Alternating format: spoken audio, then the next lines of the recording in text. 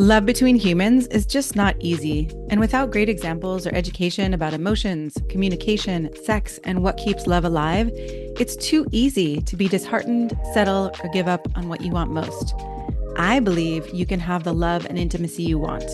And having coached thousands of people on their love lives for over 20 years, I know what love can be for you. So I'm bringing you people who share vulnerably about their dating and relationship struggles and how they learn to create the most connected, fulfilling, and exciting love and sex of their lives, so you can have it too. If you haven't yet taken the quiz to see what keeps you from having the best love and sex of your life, go to shanajamescoaching.com/quiz. You'll get a personalized report of your strengths and challenges in the 5 crucial areas that lead to your most fulfilling and exciting love and sex life. Go to shanajamescoaching.com/quiz to find out. Hello and welcome to this episode of Practicing Love. I am your host, Shana James, and I am excited to be here today with an amazing woman. And I will introduce her in a moment. But first, I want to say that we are going to talk about the sure thing. And I'll describe this a little bit more. But in my experience, most people, are really looking for a sure thing, whether it is a relationship that's a sure thing, or, passionate love affair that's a sure thing, or a night of coming home to your partner and just knowing it's a sure thing. You don't have to worry. You don't have to wonder. And so Elana Auerbach has been training in love and intimacy and so much more. We're going to hear more about that. And she's written a book based in her practice, The Sure Thing, a pleasure practice that she took on with her husband. And I'm so excited for you to hear more about the connection and the pleasure that's possible and how we can circumnavigate some of the fear and the awkwardness and the discomfort and what gets in the way of us just being open and loving with each other. So Elana, thank you so much for being here. Thank you so much for creating this practice and this book. And I'm so happy to have you. It's just a delight. Thank you so much, Shana. When I saw your podcast called Practicing Love, I thought, absolutely, this is a love practice. So thank you for hosting me. All right. Will you tell us about the practice and then how did you come to it and come to write this book? Yeah. So The Sure Thing is a pleasure practice. It's a weekly commitment to practicing pleasure. And it's 100% personalizable from the word go. So that means that you set your own intention. Whatever your intention is for embodied fulfillment. For me, my intention is to deepen in intimacy, pleasure, and connection. And so 5 years ago, almost to the day, I invited my spouse, Bill, into this practice. Now, mind you, this was after like a 12-year struggle. We've been together for over 20 years, and we have different desire levels, as most couples do. Which is common for most people. Right? Is like so common, most relationships. That's the situation. Yeah. And our intimacy and our sensual connection took a way backseat to the family, to responsibilities, to work, to making our community better, just all the things that we do in our life. And then it's just like, it just quietly fades away. Yes. And we tried everything. We tried so many different ideas, and this is what this expert said, and this book, and this friend, and nothing worked. And I was just getting really, really agitated and frustrated and angry, and actually came up with this idea of having a weekly consort in 2018. But because there was so much gunk in our relationship and withholding built up and resentment, it was almost 2 years until I finally had the courage, and I had committed to a friend because I really wanted this. Mm-hmm. And I said, I'm going to bring it up by winter solstice, the longest night of the year in the Northern Hemisphere. And so I did. And after a lovemaking session, I had this all planned out. I was going to ask him in that afterglow time when our kid was at a drum lesson. And I said, hey, baby, how would you like to, on a weekly basis deepen in intimacy, pleasure, and connection with each other.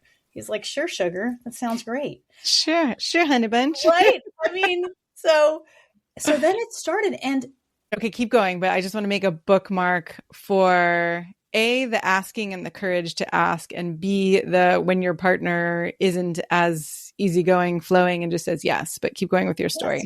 Yes. I had no idea that a simple practice was going to change the tension.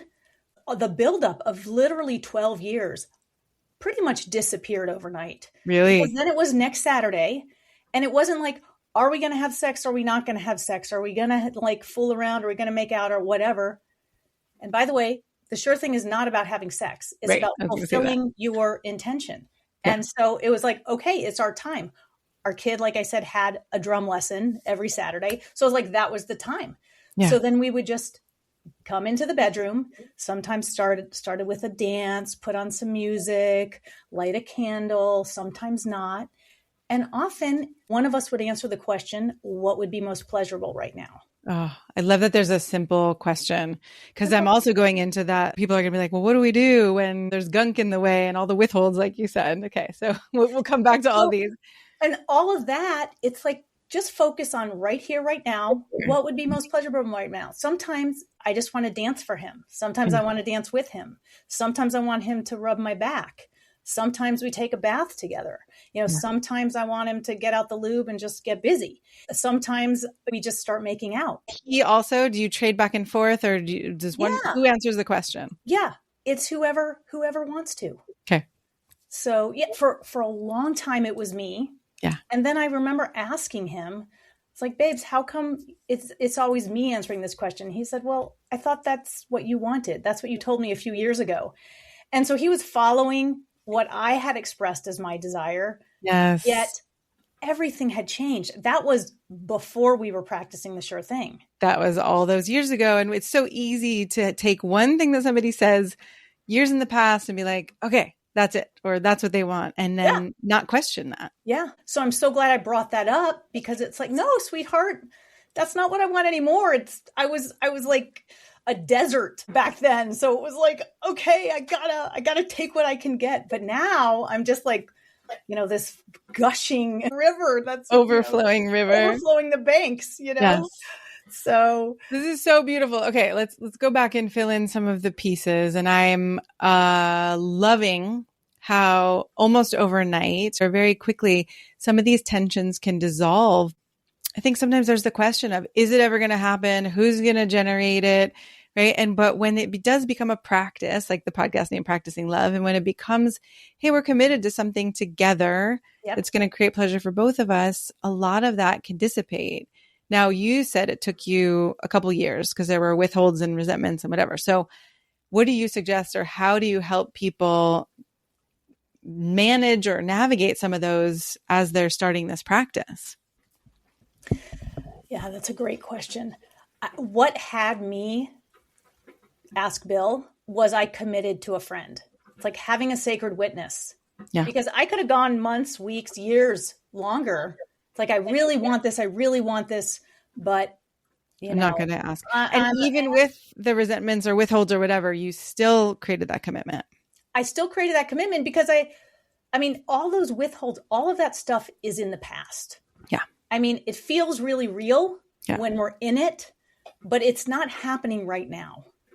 So I would encourage everyone to just bring yourself, whatever practice you have, even if it's just, holding your heart, taking a deep breath in, thinking about somebody you absolutely adore that just softens your heart open, and then exhaling, like just a simple 8-second practice to bring yourself here. And it doesn't have to be your partner that you think of. Right. Think of somebody. It doesn't have to be a person. It could be a pet. So then you soften and you're right here, right now in this moment. And then it's like, yeah, I want to have a weekly pleasure practice. Yeah. And what I'm hearing you say also is, as you soften, maybe you have more access to the desire instead of the complaint, or the way that we get stuck in that kind of downward spiral of it's not happening. This is why, you know, I don't even need to go into the words of it. It's just the energy is the gravitational pull. That's right. And as you come back into your heart, it's like, what do you really want right now? That's right. What you really want is, I want more closeness. I mean, that's ultimately what I was missing. At the time, I thought I wanted more sex, and I wanted more physical, you know, sensual connection. Yeah. But really beneath that was intimacy.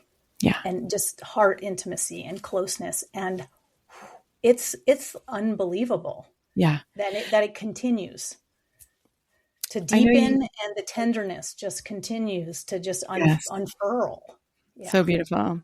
I know, you know, you and I have done a lot of work in with meditation and mindfulness and also sensuality. So I'm thinking about people who haven't and who are coming into this situation, and the resentments or things that have built up create either a lack of trust or a lack of freedom or any of those things. And I'm thinking, I might guide someone to have a conversation, you know, even before the first time, or maybe the first date is this conversation of here's what feels like it's in the way, or here's what, but like, what would you do there? Yeah. What I would do, and actually what's in the book, is if you both are like, yeah, this sounds like a good idea, then the first step is to listen for an intention.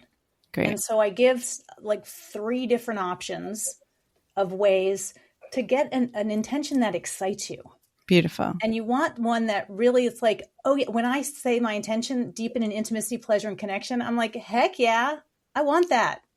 So you want something that you're like, yeah, that Great. just You can both get behind. That you can both get behind. Now, you can have the same one. Bill and I have the same one. You could each have your own.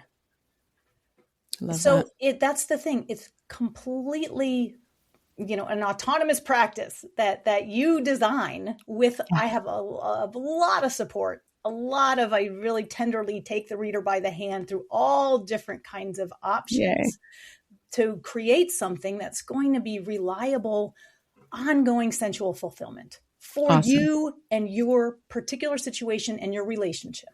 Awesome. Great. Okay. So there's someone starting this and they both say yes. They come up with an intention. I like that it can be different intentions, because you can have, you know, a shared experience and each want something different from it. I think that's incredible. And can I make a point? Because one of a client, her partner had an intention of wanting to have sex, you know, wanting to have an orgasm. Yes. Have an orgasm. Orgasm was actually specifically. And so, and she was concerned that, well, what if she's feeling fulfilled and has fulfilled her intention, but her partner hasn't had an orgasm yet? Oh, great example. Right. Well, so in that moment, we have to individuate and be like, okay, baby, here's the lube. Like, I'll witness you. I'll support you. I'm here for you. But if you don't want to stroke your partner or bring them to orgasm or have sex in some way, because you're feeling like I'm fulfilled, then that's where you really have to stay in tune and attuned to what's really true for me. Yes. You know, and that's a practice too. And I know. I was like, let's talk about that a little bit more, because I don't know if the older I get or the deeper I go, the more I can see, oh, my partner can have a kind of sexual sovereignty and so can I. And I'm not, while I like to be generous, I'm not responsible for his orgasm or pleasure. And for many, many decades, I walked around with that, you know, that would be shameful, or I would be a prude, or not good enough, or not a good partner, right? All those things that I've now softened around. So I'm curious about how you see this and how you help women, probably women especially, but maybe anybody, let go of that pressure on themselves. Yeah. Well, I think it's really, I love that term, sexual sovereignty. And practicing a sure thing is really about practicing being sexually sovereign. And so when there's a whole part in the book about learning to know what we want and then ask for what we want. Because if we can't ask for what we want if we don't know what we want. Yeah. And we have been so conditioned, especially as women, that we are supposed to, like, sex is a tit for tat. It's like, you know, I'm supposed to reciprocate. If you get me off, I have to get you off. It's like this, you know, understood agreement, which is bullshit. And I think, you know, part of the patriarchy. So, that there's no, that's so I think we need to just shatter that indoctrination that we've had. And it's hard. And it may be confronting, and freedom is at the other side of it. When we realize, you know what? No, it's actually so empowering to say, that's not in alignment for me right now. And I want you to be fulfilled. I want you to have it. And I want you to have it. So I will witness you. Yeah. I'll hold you, you know, I'll kiss your face while you stroke yourself or whatever it is.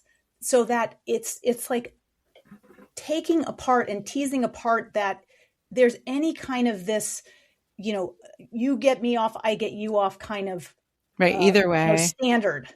And I can see that as we can let go of or relieve that pressure for ourselves, I feel more likely to come to the table or to the bedroom, right? And be like, oh, now I'm here freely. I want to play. I want to explore, versus coming with a pressure to have things go a certain way. That never felt good to me. Right. Exactly. Or to have a certain outcome. Yeah. You know, like we have to end up having penetrative sex, or we have to end up, you know, everybody has to orgasm or anything. Yeah. And so, and that's why I have a whole like expansive definition of orgasm. Yay. I did that too in my book. It was like, hey, this is exactly. Well, let's expand the definition of sex and expand the definition of orgasm, so we're not stuck inside that antiquated box. Exactly. What's your expanded definition? It is feeling, how can I surrender to physical sensation? Mm-hmm. Like, how much can I surrender to pleasurable physical sensation? And if I let that's just, and like, it can happen just right here, right now. Yeah. And so, and then, you know, as we practice, you can extend that experience for feeling, and not just in the genitals, but it definitely is centered in the genitals and then radiates, you know, out, you know, everywhere into the whole body and energy field and everything. Yeah. Right. I love that. Right. I talk about, expanding sex to not just be genital penetration, and maybe not even genitals, but you know, how much of ourselves can we connect with and feel pleasure with in our hearts and our souls and our bodies and our energy fields and all of that. Yes. So much more pleasure available than I was ever taught from a young age. Same. Yeah. Okay. So couples or people doing this, playing this together. And I'm sure you talked about people can do it on their own too, right? You can have it. Absolutely. It's the solo sure. Yeah. So when I practice a solo sure often, you know, if your partner's traveling or for whatever reason not available, then practice on your own. And for those people who aren't in a relationship. Yeah. So it is really, it's a self-love, self-acceptance practice. And, you know, you are your own beloved. And I like to, you know, you can fantasize about whoever you want. You could have a mythic lover. You know, for a minute there, I had Pan. When I was going through all kinds of, you know, when Bill and I were trying everything, I was like, okay, I'll take on a mythic lover. And that was pretty fun for a minute, but, you know, didn't last. You know, the fulfillment kind of waned pretty quickly. Yeah. So, but the thing is, when you're with the solo sure, you, you know, are making love with yourself. So you can make love with your, you know, inner lover, you know, your inner wild, sensual self, or with a crush you may have, or with a god or goddess, you know, or mythic lover, or whoever. You get to say. It's all, you know, it's only limited by the imagination.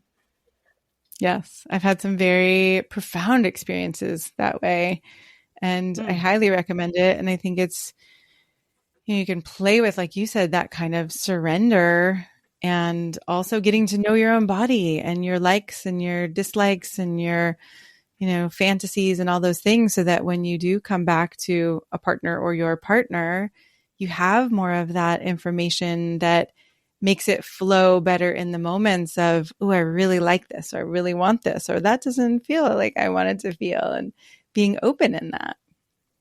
That's right. Do you have a guidance in the book for communicating during the experience? Yes, absolutely. Yeah. Absolutely. There's a whole sensual fulfillment formula that I share of mine, and then encourage readers to create their own. And so really pausing, and checking, asking what do I most want right now? And then either getting an idea or an image of it, and then asking for it, and then staying, experiencing it, and then also staying in touch with, well, what do I really want? Is that still what I want? So it's a practice moment to moment. Exactly. And it changes, right? Our appetite and our desires change and ebb and flow. And so yes, there are communication exercises in the book, and practices of asking for what you want in the mundane world first. So then you can really build that muscle. And then once you get into the sensual realm, where it feels a little more tender, we feel a little more vulnerable, perhaps, then we feel we're more supported. We've have that muscle, a little stronger. So then we have the courage to take a risk. Yes. Yeah. What would you say if someone tries it, or a couple tries it, let's say with two people together, and it's awkward, or it's, one person gets upset and the other person, they're trying to navigate that? Because in my world, in my fantasy, it goes perfectly. But I know that it doesn't always. My partner and I have dates similar to these, but we haven't done it as a sure thing. And actually, this would be amazing, because the dates that we set up, we have the series of 7 dates that we have, and it took us like a year and a half to get through the 7. So if we actually had more of a sure thing, right, we would have more of these experiences, even if they weren't as long or as, whatever, productive, less of a production. So, yes. But what happens when it isn't just magical and fairy tale? Yeah. Right. So one thing you brought up is the length of time. Yeah. Like with everything, the sure thing, it could be 10 minutes. It could be all night. Great. So, and so not being attached, sometimes you're going to have more time, and you may want to linger and you may not. Yeah. Just really following your desire level. Yeah. And so if it starts to get cranky, there's some kind of, in the not the good kind of no, not the good kind of, but there's something blocking the connection. One of you, both of you, getting frustrated. Stop, pause, stop right there, and connect with the intention. What was your intention that really inspires you? Yeah. To have a sure thing to begin with. Yeah. So always going back to, why are we doing this? Why are we doing this? And so for me, it's about deepening in intimacy, connection, and pleasure. So I might then say, okay, sweetheart, I want to just do eye gazing with you. Yeah. And that's often how we'll start. And there's a whole chapter on preparations, getting yourself ready for a sure thing, all kinds of ways that we can get ready individually and with our partners. And so if there's any kind of tension in the middle and it's not feeling how you want, then stop. Don't override it. Yeah. Good. Because, that part of ourselves, we need to give that part airtime, and we need to say, okay, wait, this isn't feeling well. Let's just slow down. Yeah. Because so often, in the sensual and sexual realm, things tend to move quickly. They ramp up and speed up.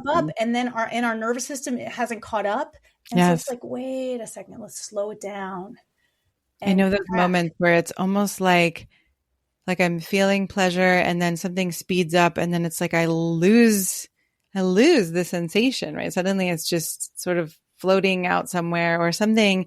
It's uncomfortable. And so many people who I've worked with as coaching clients don't stop things in that moment, right? It's like, oh, I'm supposed to whatever. I'm supposed to be happy. I'm supposed to keep going. I'm supposed to reach climax. Right. And it just breaks my heart. And I know that's the way I was for a long time too. Even I would say only in this relationship have I gotten to the point where in the moment I can say, oh, can we try that a little differently? Or I need to pause, or right in the moment, instead of like, well, let me just see how this goes for a little while. And then if it still doesn't, then I'll come back to it. And then, Well, and I think that's really, really deeply trusting and surrendering. Yeah. Because we have to trust, because there's that thought of like, oh, I'm going to interrupt and abort this whole thing. And then we're going to lose the turn on, and then we're going to lose the erection, and and it's like, no, nothing is lost. Mm-mm. And just everything is gained by following what's happening and the signals we're getting from our bodies. Yeah. And so if we can just kind of remember that, like you're doing, is like it, because then, it will be that much more satisfying. Yes. And aligned with all the parts of ourselves. And we're not leaving that little wounded kid or some, part that we push aside. It's like, no, shush. I'm trying to get off right now.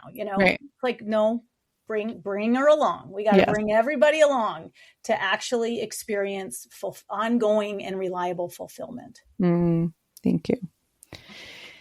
I want to hear more what you want to say, but one question came to mind, which is there anything that you and Bill have talked about that has surprised you, or, any moments that you've overcome that were challenging that would be helpful for people? Well, a couple things come to mind. Just a couple of weeks ago, it was Saturday, and generally we practice on Saturday. And so we had planned, and we were watching this show that I really love, and I was not really in the mood, and I just wanted to watch another episode. And it's like, okay, we can just do the sure thing tomorrow. And I really kind of felt that inertia, couch potato, like, I was just being pulled into the couch, into the next episode. And then I felt like I was at this crossroads. Yeah. And it was, okay, I know where that path goes. I'll kind of feel like sort of semi-awake, semi-asleep, maybe even more asleep if I just give in to that watching the next episode. Or I can practice the sure thing and feel more in my body and feel more connected to Bill and fulfill on my commitment. And so it was so clear at that moment. It's like, well, what do I really want? I really want to feel more fulfilled and more sensually alive. And so we had just a really beautiful sure thing. So it's not like those things don't come up. It does, but there's the choice. It's just like you mentioned meditation practice. Yeah. You don't always feel like sitting on the cushion. But you sit down. But you do, right? Because your day's going to go better. Yeah. I know for me, I'm not going to have so many, reactive rage flares in my body. I'm going to be able to manage it better if I do my meditation practice in the morning. Yes. Yeah. Same thing with the sure thing. It's like there's never been once where we've practiced a sure thing and been like, oh, that was a waste of time. No, quite no matter how it's gone. Yeah. So and another about 6 months ago, Bill started sharing with me some intimate things. And mind you, we've been together now since 2002. So it's been a long time. So he started sharing stuff in his mind, in his, emotional body, that in over 20 years, I knew he had this stuff, and I know but he never shared it with me. Oh. And so he's telling me this whole thing. And I said, sweetheart, I feel, really honored that you're sharing this with me. And I'm just wondering why all of a sudden. He's like, he thought about it for a second. And he said, I think it's our sure thing, because I just feel so close to you now. Yeah. And so it's like all sorts of things have opened in our relationship and in my life that never would have opened and never would exist right now without this practice. I mean, it's been such a profound miracle, which is why I wrote the book. Yeah.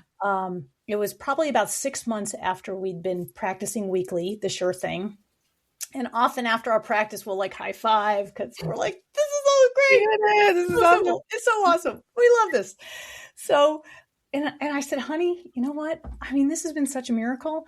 I think I'm going to have to write a book. And he's like, babes, you're right. You are going to have to write a book. And so there you go. Oh, so I love it. That's really to share the love, because really simple and just with, commitment.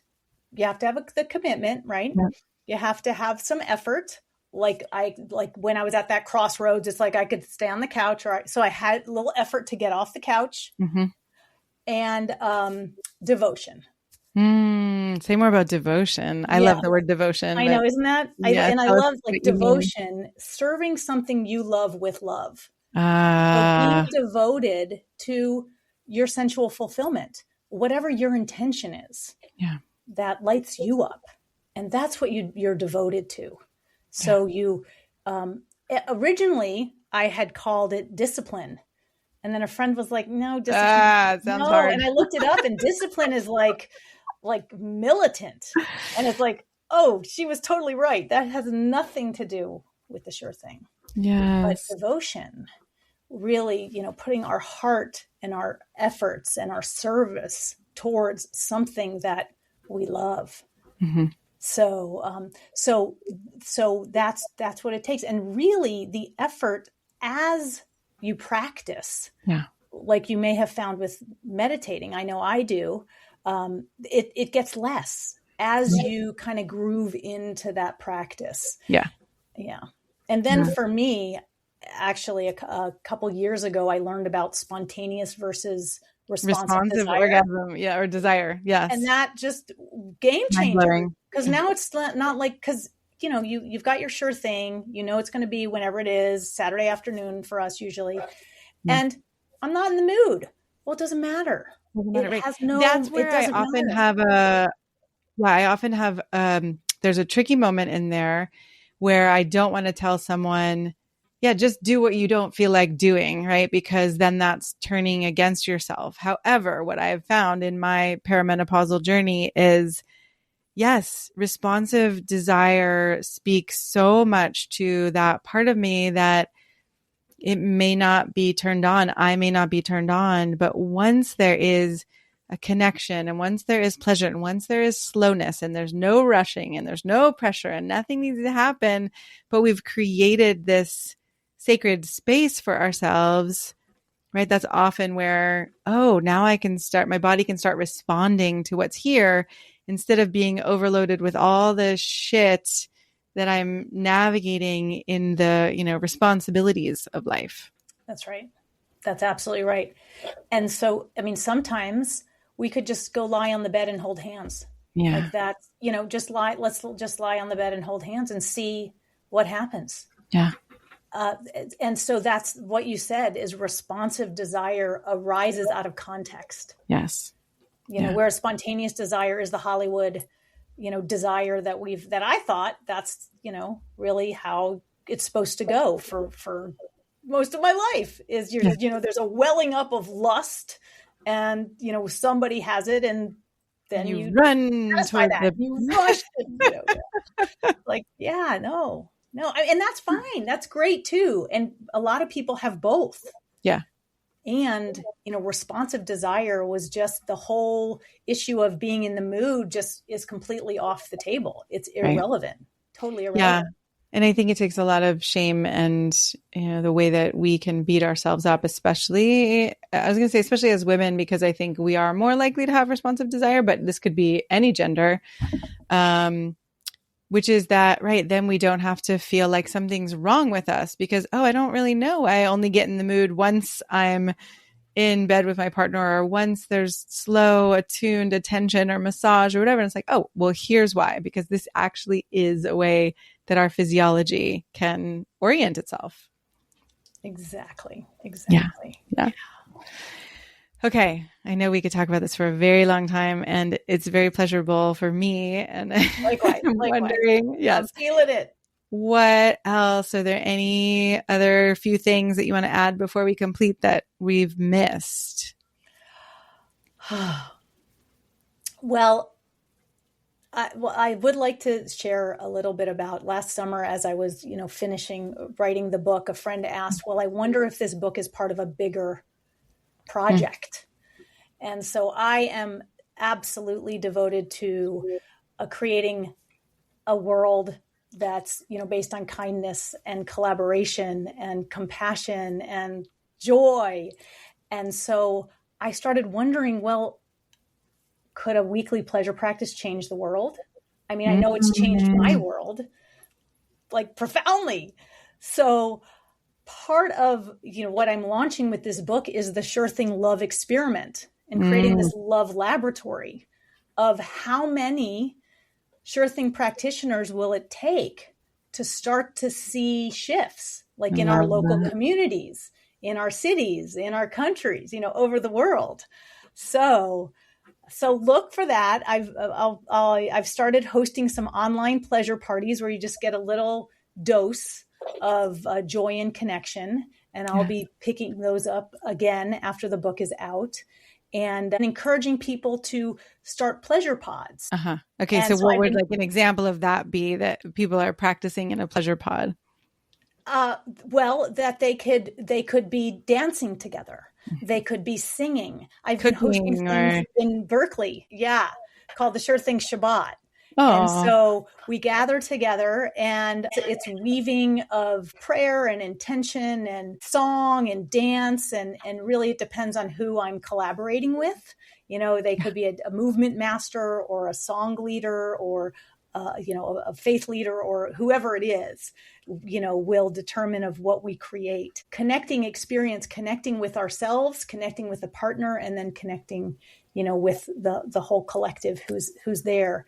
And the promise is that you're going to leave more open-hearted and joyful than when you arrived. I talk a little bit about the book now. It's called The Sure Thing, a pleasure practice to revive the spark.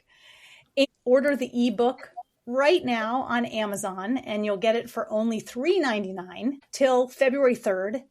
And then the paperback and the ebook will both be available on Amazon. So there's a special now after for $3.99. Both will be available. They'll both be available, and it is an interactive playbook. So when you get the paperback, there's journaling, there's questions, there's guided journeys. And if you get the ebook, just have a journal dedicated to your Sure Thing, because you're going to want to be going back to it and tracking it.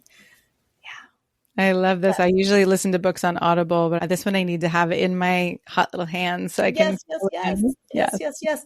And go to the surethingexperiment.com. Sure Thing Experiment, not the surethingexperiment.com. And that's where you'll be able to follow all the different love laboratory events that will be happening in person and online. As we explore together, can a weekly pleasure practice change the world? Yes. Start with your world, and then we'll come together and see if we could really change the whole world and shift it towards a world based on love and kindness and community.